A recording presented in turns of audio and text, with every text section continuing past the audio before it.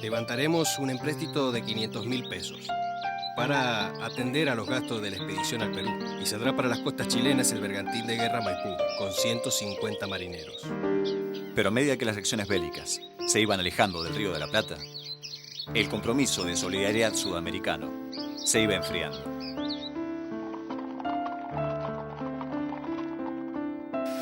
Veo cada vez más lejana la realización de la campaña. No sé cómo obtendré los recursos necesarios. No solo en Buenos Aires, sino también aquí en Santiago, se muestran cada vez más apáticos a proseguir con las operaciones. Y algunos cretinos todavía se niegan a toda empresa militar fuera del propio territorio. El vino de la victoria enfría los ánimos. No es que no quiera, José. Es el deplorable estado de la economía chilena lo que no nos permite activar los preparativos militares. Con que sigue la pobreza. Dios tenga misericordia de nosotros.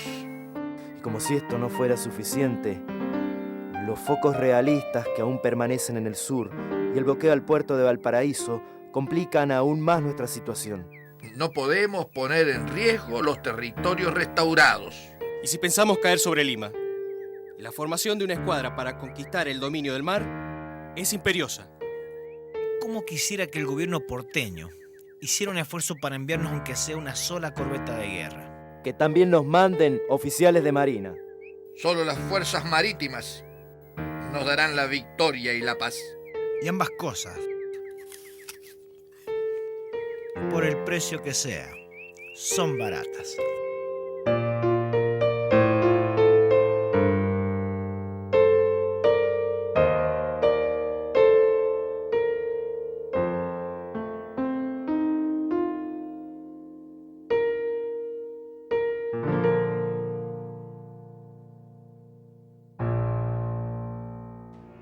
La flota libertadora de a poco iría tomando forma.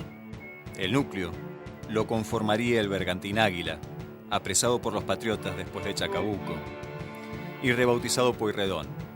O'Higgins compra la fragata mercante Windham, procedente de las Indias Orientales, de 800 toneladas de porte, y que Guido rebautizaría con el nombre de Lautaro. Más tarde, compra la corbeta denominada Chacabuco y el bergantín bautizado Araucano. Gestiones de Álvarez Condarco en Inglaterra logran sumar a la flota el buque Cumberland, que llevaría el nombre de San Martín.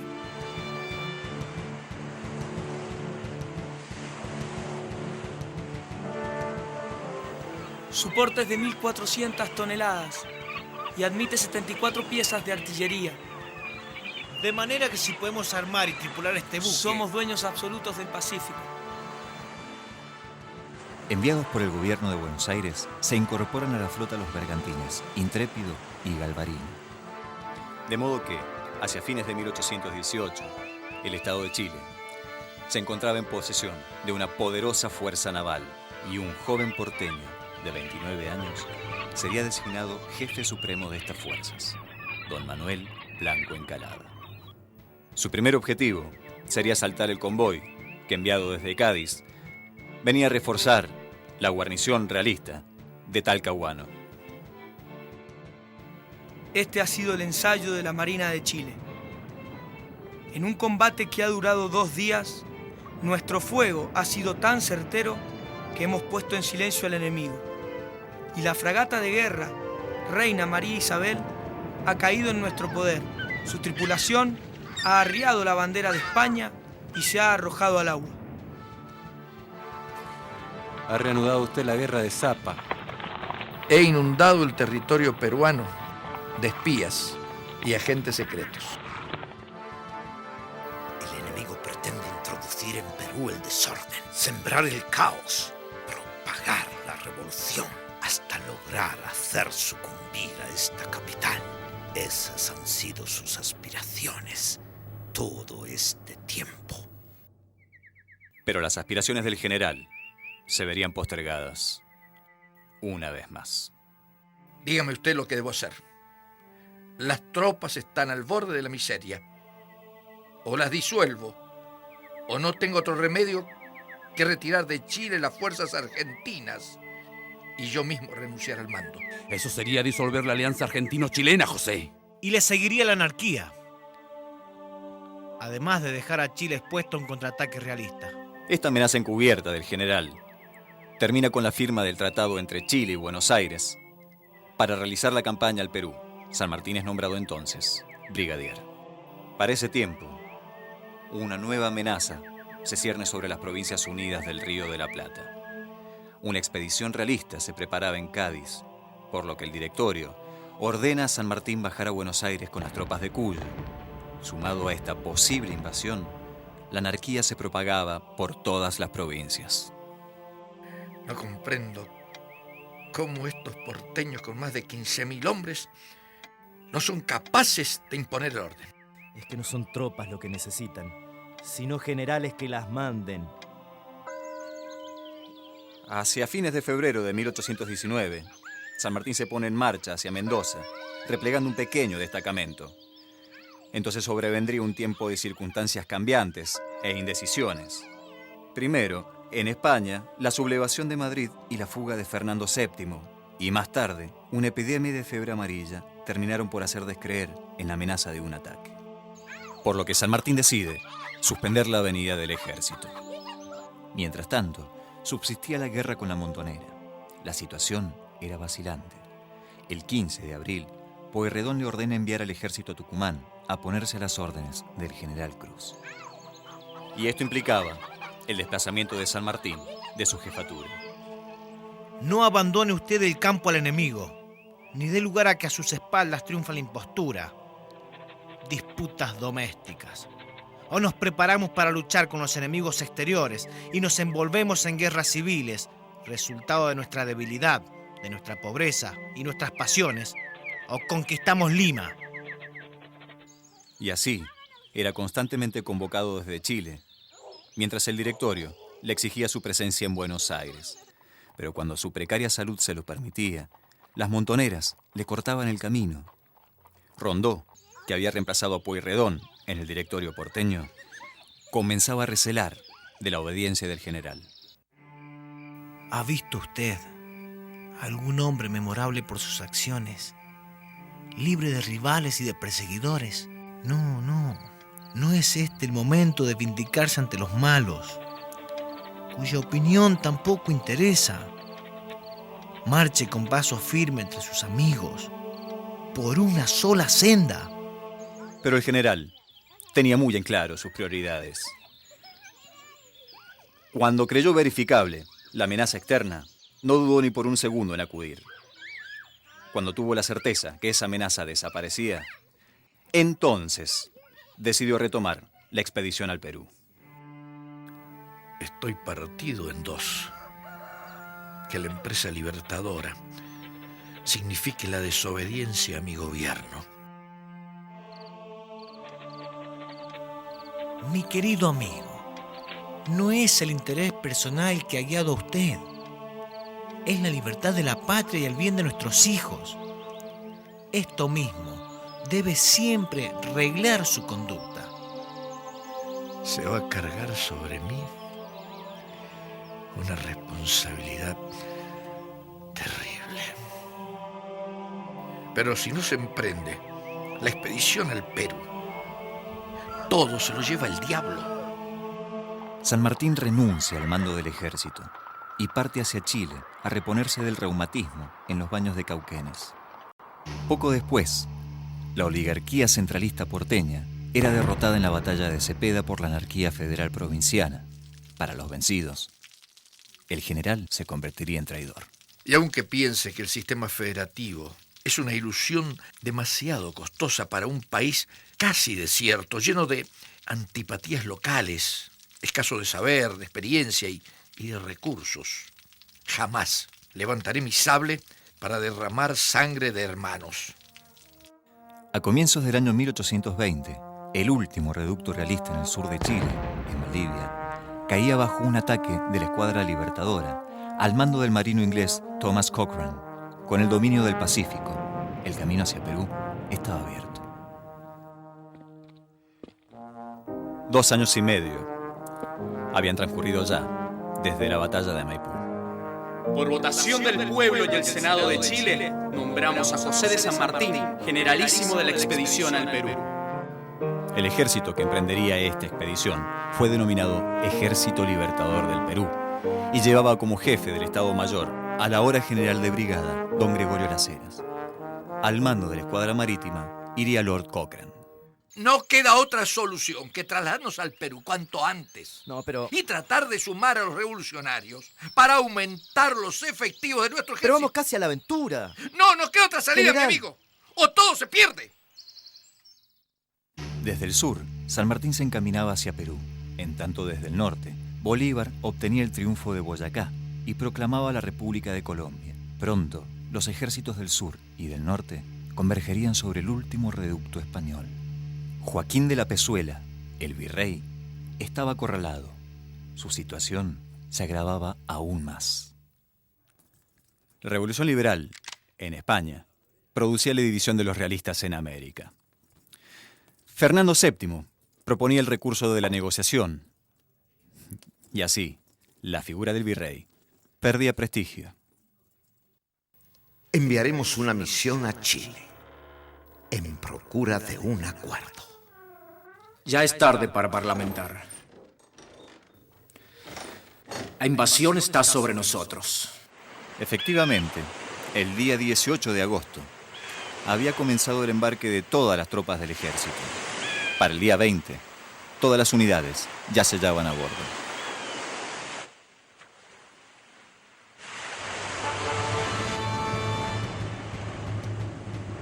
De esas 4 tablas depende la suerte de América.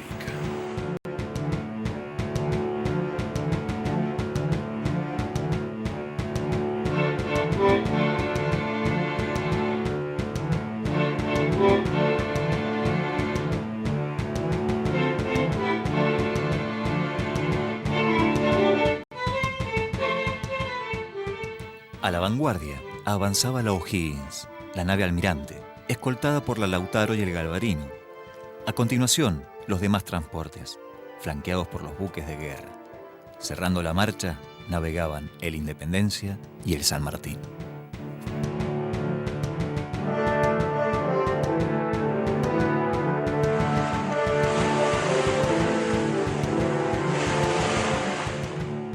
Iniciaremos el desembarco en este punto, la bahía de Paracas, aún a 200 kilómetros de Lima.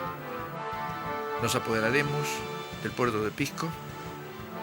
Desde allí partirá una expedición a las provincias centrales para propagar la revolución y reclutar efectivos.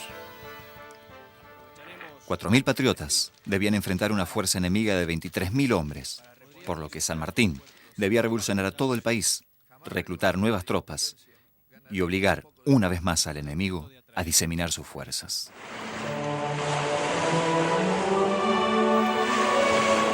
La bahía de Paracas.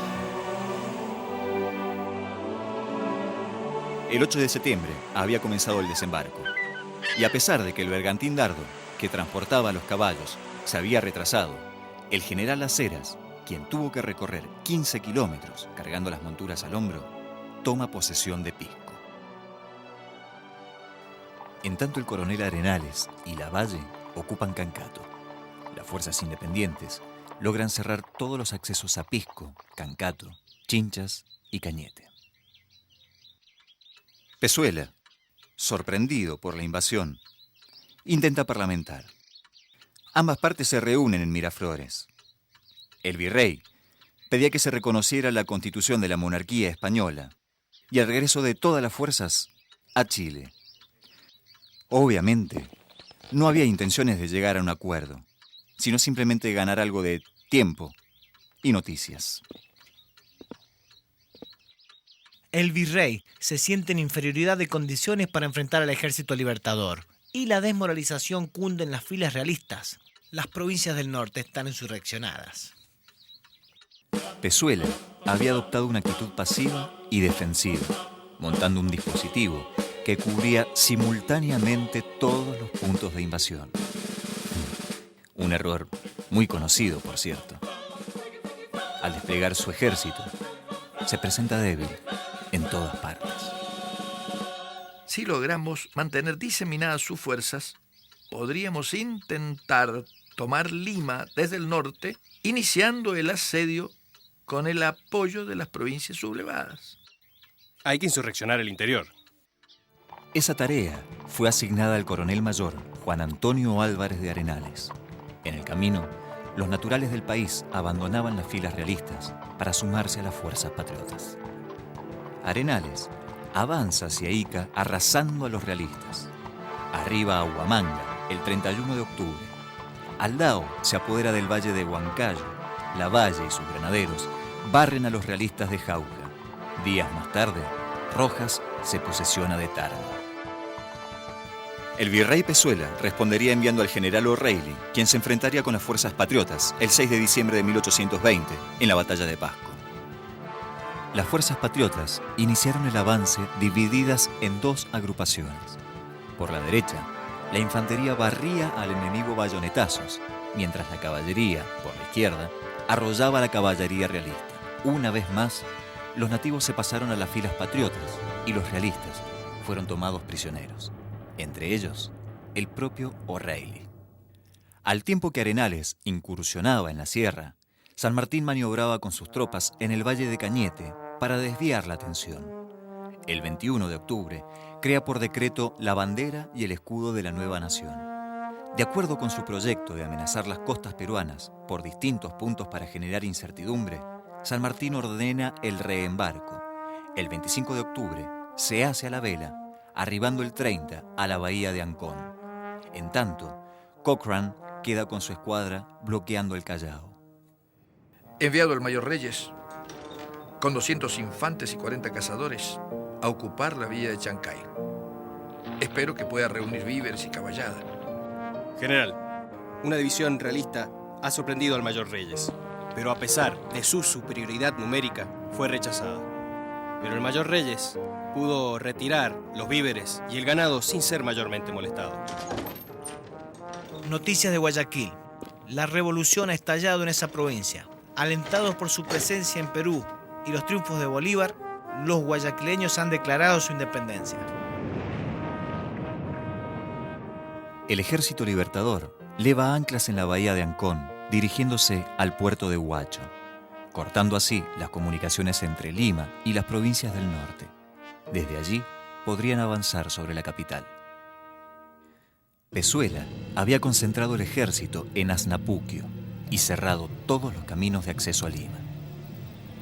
El cerco que estableció San Martín por mar y por tierra contribuyó a la propagación del movimiento revolucionario en Trujillo y luego en Piura. En tan solo 4 meses que ese general San Martín ha puesto un pie en el virreinato y ya ha desencadenado la insurrección en gran parte de la sierra, incluso un triunfo resonante en Pasco, provocó el pronunciamiento en todas las provincias septentrionales, incluso la independencia de Guayaquil. Bloquea el Callao y se roba la nave de guerra más poderosa de la flota bajo nuestras narices. Y ahora, Lima está sitiada y el ejército inutilizado. ¿Qué más se necesita, señores, para deponer al inepto de Pezuela? Y así, el virrey fue reemplazado por el flamante general en jefe del ejército español, el general José de la Serna. Abandonaremos Lima. Instalaremos nuestra base en la sierra. Una región rica en recursos. Y más salobre, sin dudas. La peste ha hecho estragos ya en nuestras tropas. De todos modos, dejaremos 2.000 hombres bajo el mando del mariscal Lamar, protegiendo el Callao. De igual modo, había ocurrido en el campamento patriota. Por la epidemia, habían llegado a morir 100 hombres en un solo día. Aprovecharemos el respiro que nos da el armisticio de Punchauca para reponer los enfermos, que no bajan de 1200. De más está decir que con los españoles no llegaremos a ningún acuerdo. Jamás reconocerán la independencia. Solo ganaremos un poco de tiempo. Cochrane podría utilizar los puertos entre Callao y Arica con el objeto de atraer a las fuerzas realistas, fatigándolos de uno a otro puerto. Y así, atacarlos de improviso. Esa operación de Cochrane puede atraer la atención del enemigo, mientras envío nuevamente a Arenales, a la sierra hacia donde se dirigirá la Serna. Tiene intenciones de abandonar la capital. A partir de entonces, Cochrane perdería el objetivo de su misión y empezaría a obrar por su propia cuenta.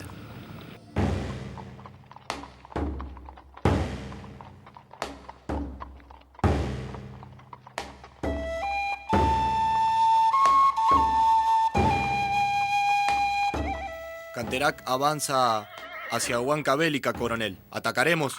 Llegaron noticias del general San Martín. Los realistas han evacuado Lima y nos recomiendan no comprometernos sin necesidad.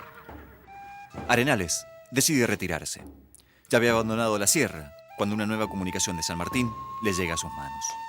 Le envío refuerzos. Manténgase usted a todo trance en la sierra. Ya era tarde. El error ya había sido cometido. Ahora los realistas ocupaban libremente el valle. Son inútiles los esfuerzos de España por conservar sus colonias cuando éstas tienen millones de habitantes resueltos a ser independientes. Y aunque la guerra se prolongue, el resultado final no puede ser dudoso. La independencia del Perú es un hecho inevitable. Por eso, el tiempo es nuestro mejor aliado.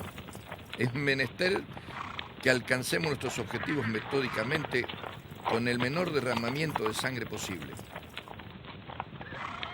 ¿Para qué arriesgar las últimas y escasas tropas si un esfuerzo mancomunado con los patriotas colombianos podía darle estocada final a los últimos reductos realistas en el Perú y en Quito y dar así la independencia a las Américas? La Serna ha abandonado la capital, general. No entraré en Lima hasta tanto los habitantes lo deseen y me convoquen. Solicitamos al general San Martín ponga a esta ciudad capital bajo su protección. El 9 de julio de 1821, las tropas patriotas entran en Lima en medio de las aclamaciones del pueblo. Pero el general, una vez más, prefirió la discreción. Hay que reactivar sin falta el comercio y los tribunales de justicia. Por medio del cabildo convocaremos a una junta de vecinos para que exprese si su opinión está decidida por la independencia. Esta junta resuelve expedirse en forma unánime por la independencia del Perú, de la dominación española, de cualquier otra extranjera.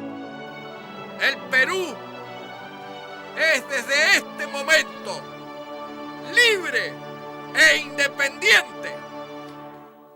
El Perú no está en condiciones de crear un gobierno que pueda afrontar la continuación de una guerra y la organización de un nuevo Estado con la mitad de nuestros territorios en poder de nuestros enemigos.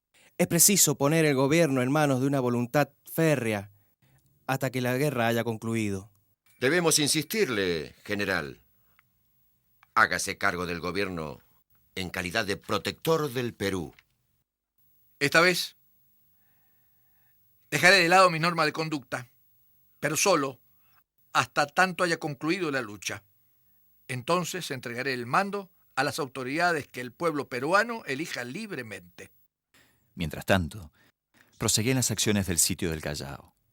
Los realistas se veían imposibilitados de romper el cerco establecido por el general Las Heras y la escuadra de Cochrane. La situación se va haciendo más difícil. La fiebre ha provocado innumerables bajas. Alvarado, ¿cómo va el reclutamiento entre el pueblo peruano? No ha sido lo que esperábamos, ni mucho menos. Y las escasas tropas reclutadas no cuentan aún con instrucción militar. Me siento encadenado. No podemos arriesgar acción alguna con la poca gente que contamos y en ese estado. General, el asedio al Callao se está haciendo insostenible. En tanto la Serna, recluido en la sierra, había logrado reorganizar sus fuerzas, favorecido por el clima benigno y los recursos de la región. Aprovecharemos para sacar ventaja de esta situación. Enviaré una expedición para reconquistar Lima y auxiliar la guarnición del Callao. General, Canterac avanza hacia Lima con una fuerza de 4.000 hombres. Nos Allí mismo, San Martín dirigió una proclama llamando al pueblo a las armas, pero no teniendo con qué armarlas, le solicitó a Cochrane el envío de todo el armamento que tuviese a bordo. A lo que éste simplemente le contestó, no. Solo contamos con 3.000 hombres, señor. Está bien, vamos a dirigirnos hacia el sur. Tomaremos posición sobre la margen septentrional del surco. En efecto, San Martín había tendido su línea de combate en la margen noroeste del río Surco, dando frente al sudeste. Pero lo que el general buscaba no era un enfrentamiento en campo abierto contra un adversario superior en número y en calidad de tropas. Lo que él buscaba no lo decía. La guarnición realista del Callao aún ignora la presencia de Canterac gracias al estrecho cerco establecido por las Heras. Sí, pero pronto recibirán noticia del mariscal Lamar. Corremos el riesgo de quedar atrapados entre él y Canterac. 6.000 hombres bien armados y entrenados, señor. Tranquilo. Dejaremos al descubierto uno de los flancos nuestros más vulnerables. Y Canterac hallará un objetivo fácil de alcanzar. Allí han dejado espacio suficiente para cruzar el río, fuera del alcance de sus armas. Gravísimo error. El ala oeste ha quedado completamente desprotegida. Vamos. Canterac resuelve avanzar cruzando el surco hasta el campo de Borja, desde donde pretendía atacar. Efectivamente. El general Canterac ya alcanzó la pampa de San Borja. Estén preparados para el desplazamiento. Hasta que dé la orden, permanezcan inmóviles. Entonces San Martín dio la orden y el ejército libertador comenzó su desplazamiento hasta dar frente al sudoeste. Nos están dando el frente. Han adoptado una actitud ofensiva. Sí. Pero no se mueven. ¿Qué hacen? No se han movido. Voy a obligarlos a que se desplacen al noroeste. Moveremos nuevamente a las tropas. Les haremos creer que preparamos un ataque nocturno. Lo haremos con las últimas luces, procurando que el enemigo nos vea. Se desplazan nuevamente, señor. Han dado frente a nuestro flanco norte, poniéndonos en peligro. Planean un ataque nocturno. Sin duda, señor. Canterac optó por desplazar su línea hasta colocarla paralelamente a la de los patriotas. Esta maniobra no nos conviene. No podemos pasar un día más contemplándonos mutuamente o advertirán nuestra jugada. ¿Cómo jugada? Nuestra amenaza debe ser aún mayor. Mueva las tropas durante la noche. El ala norte corre riesgo de ser envuelta, casi sobre el camino del Callao. Bien, desplácense. ¿Qué hacen? Corren por el camino hacia el Callao. Lo perseguimos. Atacamos. No, ni un solo tiro. El Callao es nuestro. Están perdidos. Ahí van 4.000 hombres más y no tienen víveres nada más que para 15 días. Los auxiliares de la sierra se los van a comer.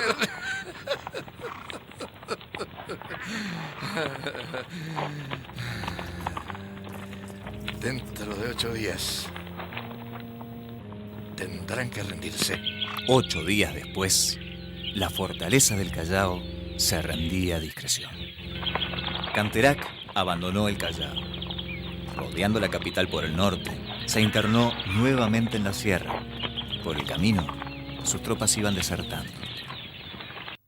Bajo su gestión, San Martín creó las primeras unidades militares peruanas, reestructuró la hacienda pública y el régimen comercial, instituyó la libertad de imprenta, fundó una biblioteca, declaró la libertad de vientres y de esclavos reclutas y abolió los tormentos.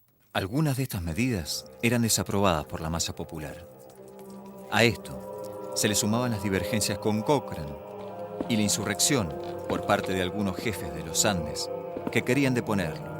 Acusado de inacción, cundió la indisciplina y la desconfianza. Las Heras decide regresar a las Provincias Unidas del Río de la Plata y comienzan a surgir luchas partidarias. General. ¿Sí? Cochrane ha levado anclas en Arica abandonando a Miller, quien se batía con los realistas. Muchos de sus hombres están enfermos.